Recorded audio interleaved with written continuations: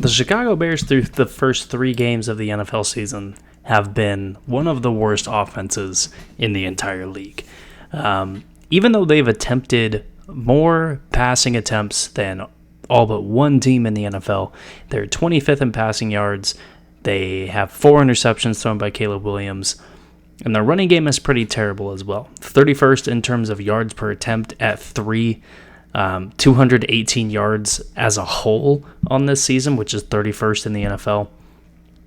They have looked very bad offensively, and there's a lot of reasons for it. The first reason I'm going to highlight is going to be this whole running game as a whole. The offensive line played pretty terribly. I'm going to highlight Coleman Shelton and Matt Pryor to be, the main subject of this. They played an absolutely awful game this week. Let's go ahead, before I single out those 2 guys, let's go ahead and single out, guy by guy, some pretty special plays, I guess I would say, from this offensive line. The first one I'm going to show here, I think this fake was so good from Caleb Williams that he even got his own right tackle and right guard to be confused, because Matt Pryor and Darnell Wright just completely run into each other when they are supposed to be setting up a screen. I don't put this one on anyone but Darnell Wright. I don't understand how you can hear the play call and think anything other than my job is to go out and lead on this screen, because you can see the guy, the cornerback, which if Darnell Wright blocks a cornerback, this play could probably spring pretty big. I just don't see what he's doing here and how he can get confused on this play. This is a play where I just can't really figure out whose fault this is. The only guy I can single out who I'm going to not blame is Mercedes Lewis, who you see at tight end. From Rome Odunze, DeAndre Carter, Darnell Wright, and Matt Pryor, from the very far left guy to the second, basically the guy in the middle, I don't know what any of these guys are doing. I guess I somewhat understand you can't see Rome Odunze. You can't see the guy playing the outside corner on him, but I would think if he takes the guy outside of him, if Carter takes the guy right in front of him, Mercedes Lewis takes the guy right in front of him, Pryor takes his guy, and Darnell Wright goes up and gets number 20, I don't see how this isn't a much better play than having, for some reason, Matt Pryor go get a double team on the defensive tackle who's not going to have a shot at this play to begin with.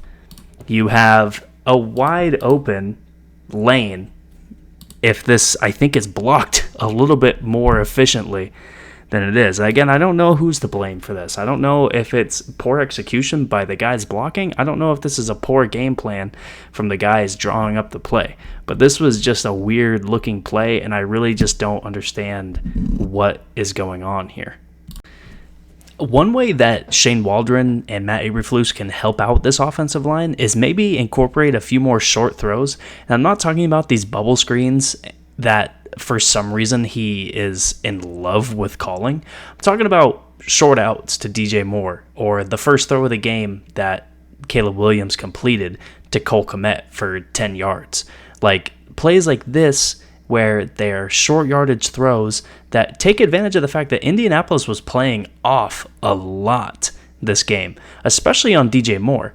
They were not going to have DJ Moore beat their outside cornerback. Now, despite all these offensive line issues, we still saw Caleb Williams almost make a lot of incredible plays, and, it gives you hope to think that maybe they are just this offensive line away from being an incredible team. Maybe they are just a little bit away from having an incredible team. This was a pretty, I don't want to say viral play, but this was a play that a lot of people were talking about.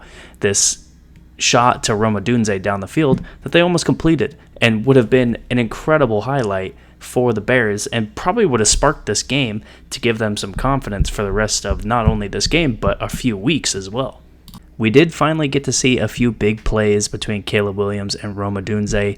They had a very nice go ball that Caleb threw a great ball on, and Rome Odunze had a great catch on. There also was a very good crossing route that both of these guys played perfectly well. Rome Odunze matched up on the linebacker. Caleb Williams recognizing that he does not see a face mask, so he needs to put the ball right past the linebacker's head. And these two connected a lot better than they have the first 2 weeks of this season. Now, this was a play that really, there's nobody to blame but Caleb Williams here. You can see what he's trying to do. He's trying to look off the over-the-top safety, and he's trying to read through his progressions on the left side of the field, but he spends way too much time looking at that side of the field, and number 40, who they took advantage of early in the game with him playing off coverage, I don't know if he doesn't see the corner there. He does slip a little bit on the throw, but at the same time, he has his check down route wide open to his right. He just doesn't see. I don't know if he just doesn't see it. I don't know if he just doesn't feel what he's seeing. But either way, it's not a good play from Caleb Williams here. This play just annoyed me. I really hate to just pick on one guy over and over again, but I don't know what Matt Pryor is doing here.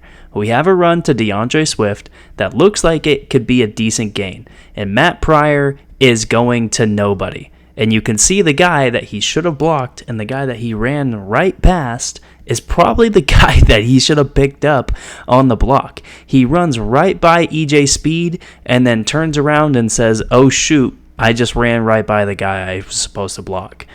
It just is terrible. Here we have the crossing route that I mentioned earlier for Rome Odunze that Caleb Williams was able to connect on. Again, it's a pretty beautiful play between these two. You see Rome Odunze get past the linebackers. They get sucked up due to play action. And you can tell, almost immediately, EJ Speed is not going to be able to keep up with Rome Odunze here. He is not going to be able to make a play on the ball. Caleb Williams perks it in a perfect spot, and Rome Odunze converts the catch. This was another play that just annoys me. A mental error from DeAndre Swift dropping the screen pass. You can tell once you see Coleman Shelton, one of the few times he's able to get out and make a positive, block deep into a play, and DeAndre Swift just drops the ball. Yes, it was a fast throw. DeAndre Swift is a professional. He needs to catch this ball. All in all, I think with everything that I showed here, it's easy to see how good the Bears could be offensively if they had an offensive line that was able to get consistent push, play in and play out, but also just clean up some of these mental errors that they're having with the offensive line and with their skill position players as well. Caleb Williams didn't have a perfect game either. 2 interceptions and a fumble to end the game. He had a tough game, even for a rookie. That's a tough game to have. So, I can't say anybody performed really that well on this team. DJ Moore had a solid game, I guess. Rome Odunze had a good game, I guess. But this offense as a whole underperformed and has been underperforming this whole season. And until they get it right, they're not going to win a lot of games, and they're going to be a very bad team again.